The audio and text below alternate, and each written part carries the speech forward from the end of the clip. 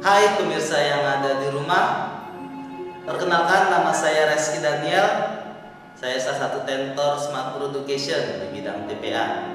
Saat ini Anda sedang menyaksikan video tutorial Smart Pro Education. Baiklah, saat ini kita akan membahas mengenai tes potensi akademik ujian saringan masuk Sekolah Tinggi Akuntansi Negara. Teman-teman bisa melihat di USM STAN terdiri dari dua pokok materi utama. Yang pertama adalah TPA, lalu kedua TBI. Sekarang kita akan membahas mengenai TPA. TPA terdiri dari 120 soal, di mana terdiri dari 3 bagian. Yang bagian pertama terdiri dari 35 soal yang isinya adalah sinonim, antonim, kosakata, analogi serta bacaan atau paragraf. Lalu di TPA juga terdiri dari bagian kedua, yaitu tes kemampuan kuantitatif. Jumlah soalnya sekitar 45 soal. Dan bagian terakhir adalah tes kemampuan penalaran. Di sini terdiri dari 40 soal juga. Dan teman-teman yang harus ingat adalah nilai mati. USM STAN mengenal istilah dengan nilai mati. Apakah itu nilai mati? Nilai mati adalah jumlah minimal soal yang harus Anda kerjakan dengan benar. Perhitungannya adalah untuk TPA sebanyak 40 soal yang terdiri dari 1/3 kali jumlah soal. Kalau soal TPA 120 soal, maka sepertiganya adalah 40 soal.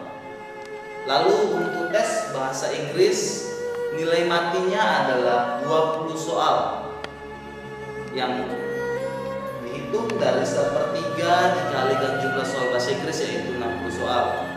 Teman-teman ingat, ini adalah jumlah minimal yang harus Anda kerjakan dengan benar. Sampai di sini paham? Nanti di Bimbel Smart Pro Education kita akan memberikan pengajaran materi sehingga teman-teman bisa menembus nilai mati ini dan teman-teman juga bisa lulus USM STAN. Baiklah, kita akan membahas dengan beberapa contoh soal yang akan saya sajikan. Oke, di depan teman-teman bisa melihat soal yang berasal dari bagian pertama. Saya mengambil materi analogi, salah satu topik analogi. Analogi itu adalah sebuah materi di mana di dalam soal akan terjadi perbandingan antara kata pertama dengan kata kedua. Teman-teman diminta bagaimana perbandingan yang benar, yang sebanding, yang sejenis. Kita lihat soal pertama. Mata dibandingkan dengan wajah. Kemudian bantal dibandingkan dengan titik-titik. Untuk mengerjakan soal analogi, teman-teman harus mengingat satu prinsip utama yang paling penting, yaitu adanya korelasi. Korelasi antara kata pertama dengan kata kedua. Bagaimana sih caranya agar teman-teman bisa mendapatkan korelasi tersebut?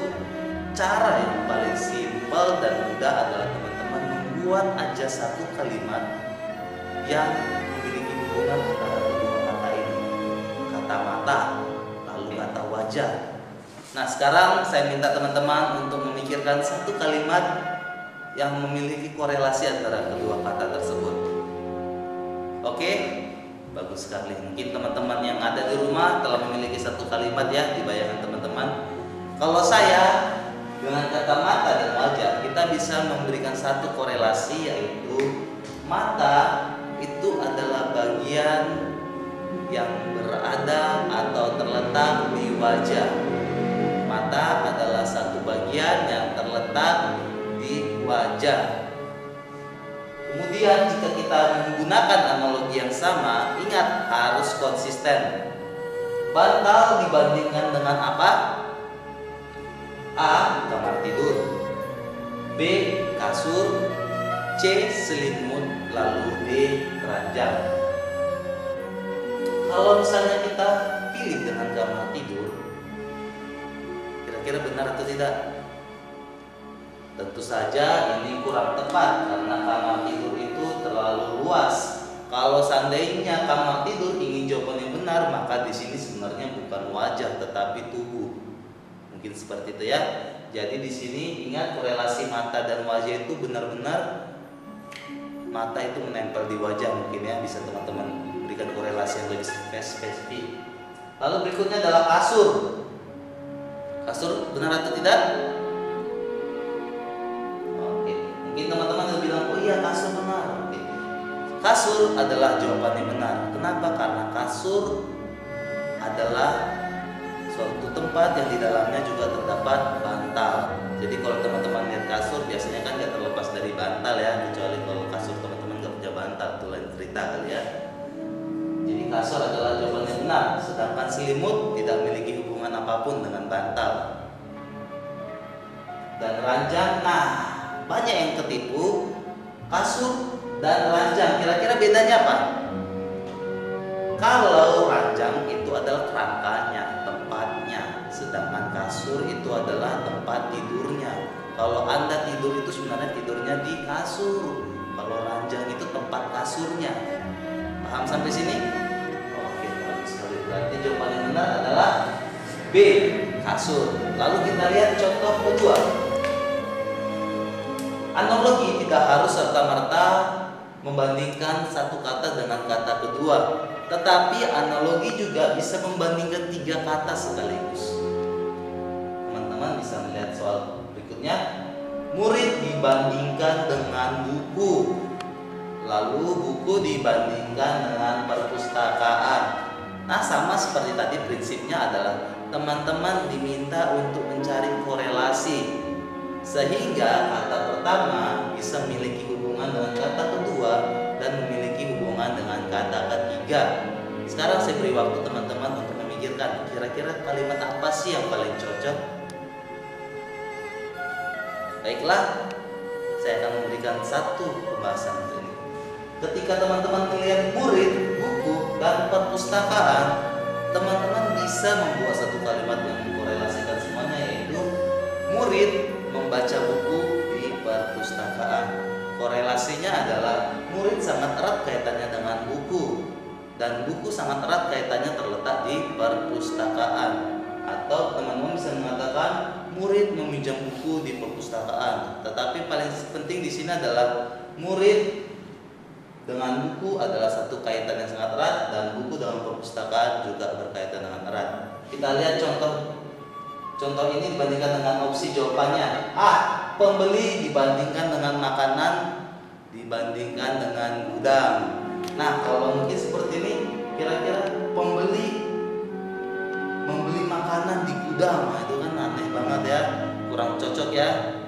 A, kurang tepat, karena makanan dengan gudang itu tidak memiliki korelasi yang tepat. Berikutnya adalah orang tua, anak, ibu. Nah, ini kira-kira benar atau tidak jawabannya? Oke, kalau orang tua, anak, dan ibu, teman-teman bisa mengartikannya bahwa orang tua ada unsur anaknya, lalu anak memiliki ibu. Ini sebenarnya nggak nyambung ya, nggak nyambung banget ya. Kalau di atas itu meminjam buku, nggak mungkin ya orang tua minjam anak ya. Kalau di atas orang tua membaca buku, nggak mungkin ya orang tua membaca anak ya, nggak nyambung ya. Jadi jawaban D kita salahkan. Lalu yang C, anak, kelereng, rumah. Nah, sebenarnya ini anak itu mungkin ada kaitannya dengan kelereng ya, mungkin dia bermain dengan kelereng. Tapi masalahnya ini kurang tepat karena lokasinya di rumah. Seharusnya bermain kelereng lebih cocok mungkin di halaman, di tempat bermain seperti itu ya.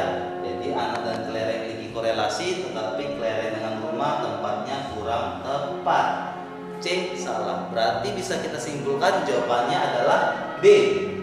Nasabah meminjam uang di bank.